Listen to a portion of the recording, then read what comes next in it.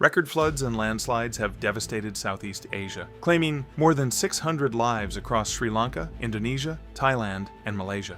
Sri Lanka has suffered the greatest losses, with 334 people killed and nearly 400 missing after flooding and landslides triggered by Cyclone Ditwa. Large areas of Colombo remain submerged, affecting over 1 million residents.